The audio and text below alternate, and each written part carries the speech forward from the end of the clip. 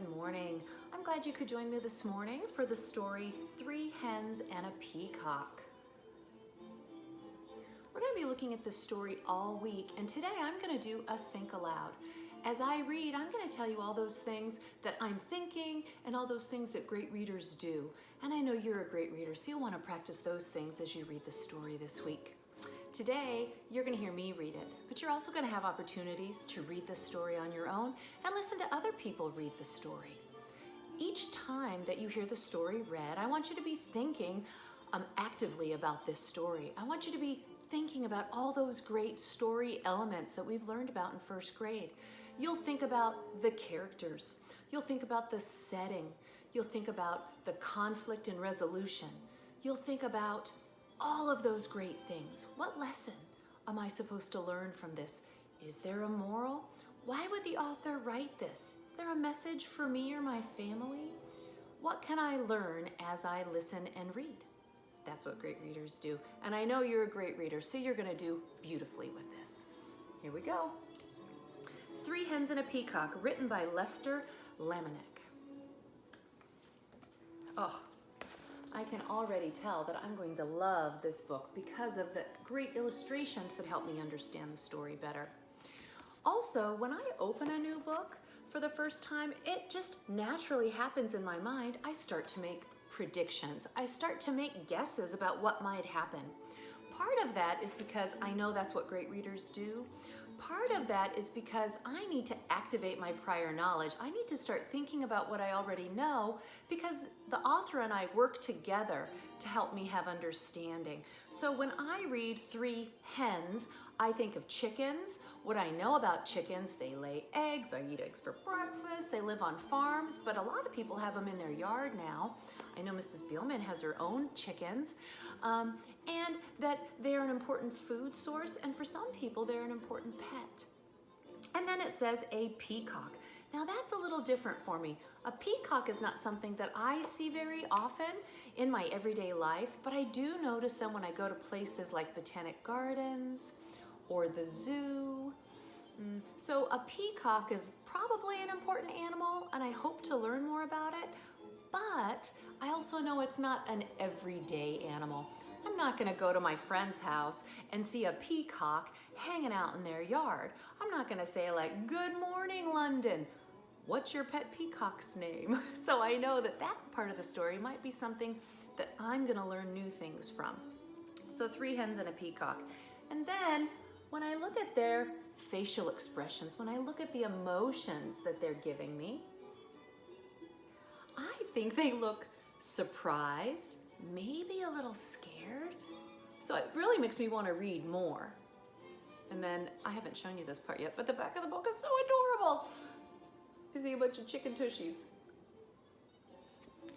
So when I take the front and back and I put them together in my mind, I can tell that the chickens are sticking their head through the peacock's tail feathers.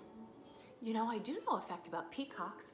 Peacocks are the boy, the male, and those are the only ones that have the big, beautiful feathers. The peahens, the females, are brown and a little less colorful.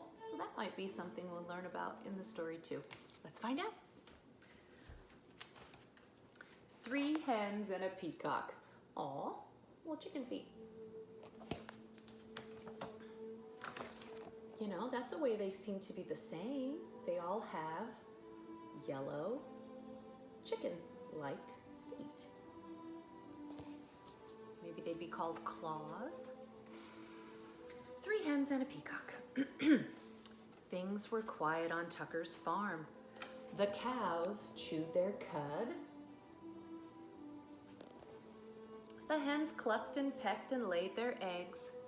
The old hound stretched out on the porch, watching and listening. Once in a while, someone would stop by to buy tomatoes or corn or perhaps a quart of milk. Nothing unusual happened there until... Now I know in a story when I see this three periods, this ellipsis, that I have to wait. It's a pause, a long pause, and it usually creates suspense. It usually makes me want to know more. it kind of encourages me to turn the page, and it gives me some clues that a big event or maybe an important event or an unusual event is about to happen. So they said everything was normal until, that gives me a clue something that's not normal or usual is about to happen.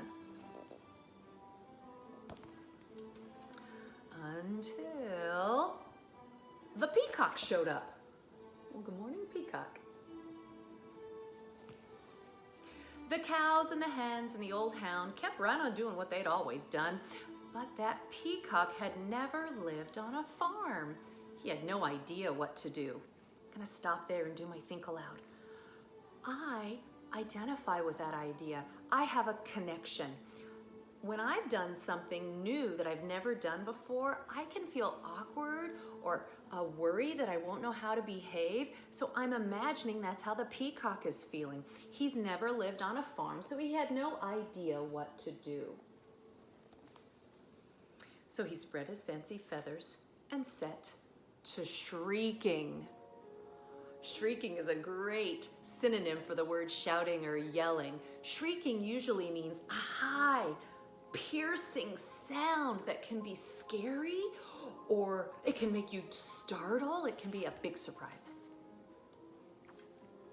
Eventually, the peacock wandered down to the road.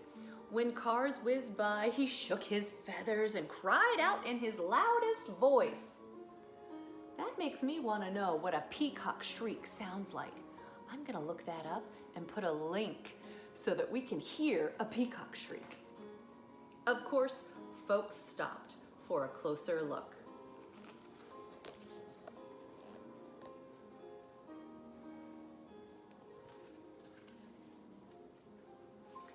Day after day, more folks stopped to admire the peacock, and they all bought tomatoes and corn and eggs and milk. You know, I'm thinking that this might be good for the farm. Maybe this is going to help them sell their things. And, you know, farmers, they want to make money by selling food and milk to people in need. So this is going to be good for the farm. Business on Tucker's farm was booming.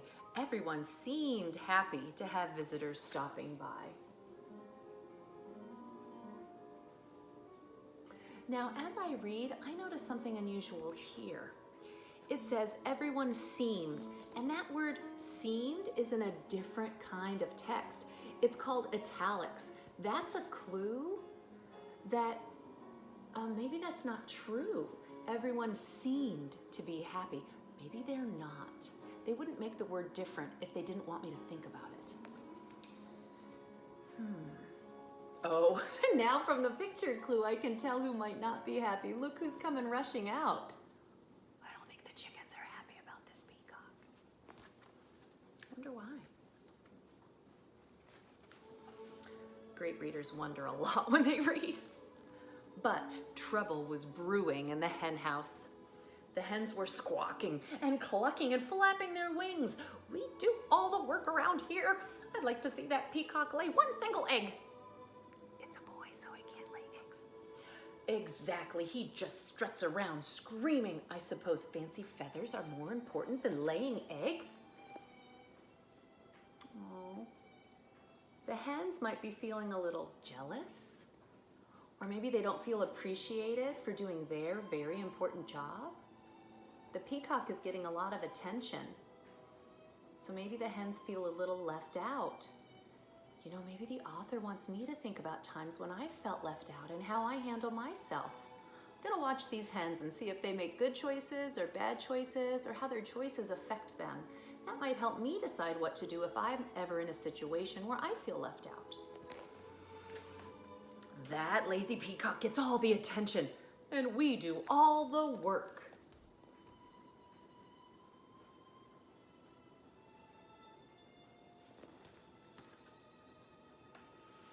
The peacock had heard every word. For days he moped about, moaning and groaning. I wish I could be more useful around here. Humph, clucked one hen. The others ruffled their feathers. The old hound stretched and slowly raised his head. Why not let the peacocks stay here to be useful while you hens take the glamorous job down there by the road? Oh, the peacock wants to be useful and helpful. The dog suggests that the peacock and the hens trade places so they can see how one another feels. Sometimes thinking about how other people feel, how they feel is very important to having some understanding. I think one of the character traits of this dog is wise, or maybe tricky. I guess it depends on how this turns out. The three hens began to cluck to one another. Oh, what a wonderful plan. Yeah, it's a fabulous idea. Oh, ladies, we simply must fancy up our feathers. Tonight, nothing but our brightest beads and bangles and bows will stop traffic for sure. Why, you girls know I can strut with the best of them. The peacock perked up. Ooh, let's do it, he declared. Tomorrow I'll stay here and sit on a nest and cluck. And we'll get all gussied up, said the hens. We'll be so glamorous. Now, great readers wonder about words that they haven't heard before. I've heard the word glamorous, so although it's a long word, I know that it means to dress up fancy. One word that I wonder about is the word gussied. It says, and we'll get all gussied up, said the hens. Well, I can use context from the story to figure out what that word means. On this page, they're talking about getting dressed up and glamorous for tomorrow. So when it says, and we'll get all gussied up, I know gussied up means getting fancy. So perhaps they'll comb through their hair, or they will find their jewelry, or maybe they'll do some beads or bangles or bows. So using the story to help me understand by thinking about what the other words mean and making a good guess about what that new word means is one way to become a better reader. Another way is to ask great questions of grown-ups. At sunrise the next morning, the hens strutted down to the road, and the peacock marched right into the hen house. He poked his head inside.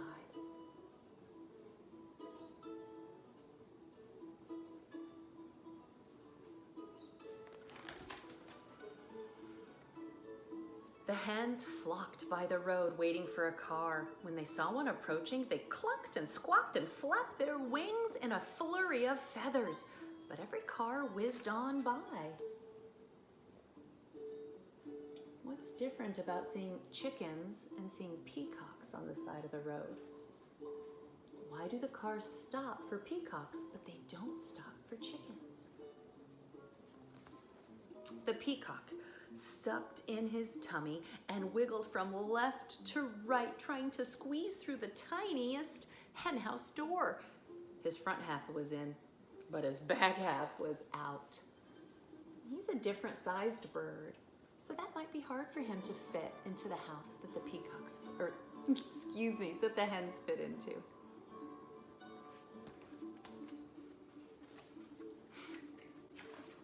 Down by the road, those hens tried every chicken trick they knew. Still, no cars stopped. A pile of chickens is pretty interesting. I might stop for that. Finally, the peacock made it into the hen house. He held his breath and pushed with all his might, but no matter how hard he tried, he could not lay one single egg. Not one. Wonder how chickens do lay eggs. That would be a good question to ask, something to find out more about.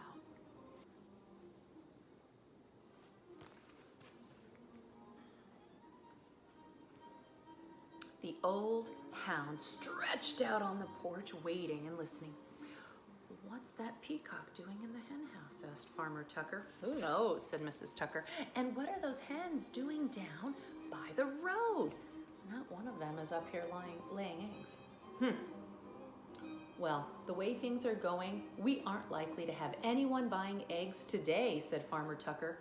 We need that peacock down there stopping cars.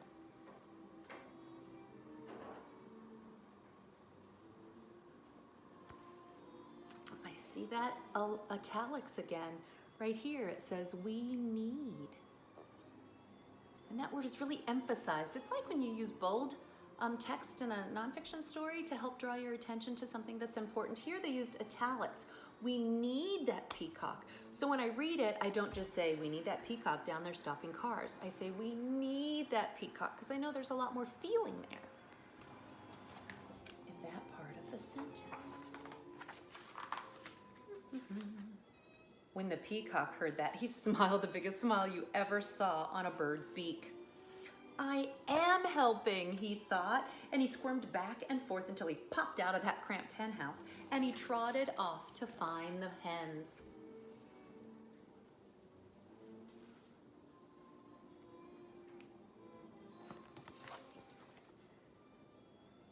It's nice to feel helpful. It's nice to have a job to do. The exhausted hens were all clucked out. Every feather was out of place. What a day. Aw. You know, I have a different connection to this. Sometimes when I'm in my classroom with my fabulous first graders and we have a busy and exciting day, I go home and I look like these chickens. Mr. Jakuboski thinks, oh my gosh, you must have had a long day. Because I come home and my hair's a mess and my clothes are rumpled and my jewelry's askew. Maybe I'm more like a chicken than I think. We couldn't get one car to stop. It's true. Why, most of them didn't even slow down. The peacock met the hens as they trudged up the road. I can tell you I am no good at laying eggs. I'm just not meant for it, he said. One hen nodded. I put on my stellar strut and I couldn't even stop one single car. She said, and I have to hand it to you, Fancy Feathers. Your job is harder than it looks. The other hens agreed. The peacock looked relieved. So now they understand each other better because they took some time to think about the other one's life and to try it. Look at that dog. I bet he knew that was going to happen. Understanding how other people feel, even when it's different from you, or when you have a different understanding, it's important. Because we're all in this together and we have to learn to get along. We all want to have a job to do.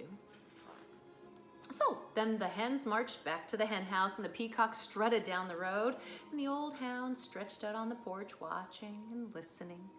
And all things were quiet again on Tucker's farm. Uh-oh. There's that, oh no, there's no ellipsis. But,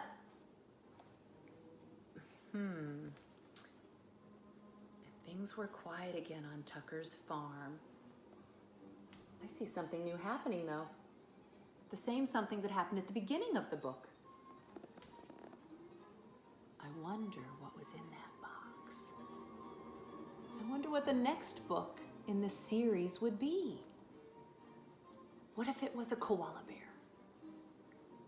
What if it was a koala? What if it was a leopard? A dolphin? I'm pretty sure it wouldn't be a dolphin because I don't see any water.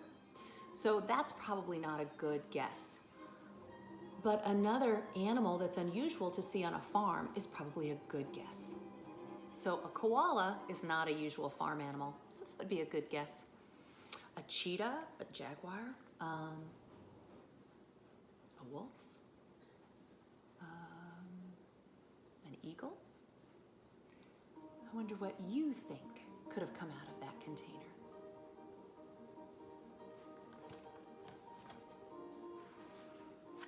That is the end. Well, I hope you enjoyed this story, and I hope you enjoyed hearing what great readers think about as they read stories, because those habits are habits we want you to gain. As you read, you should be thinking about the story, thinking about what you already know, and by the end, you should be filled with wonders and hopefully happiness for a story well told. We're going to enjoy the story 3 Hens and a Peacock this week. Thanks for joining me. Have a great day.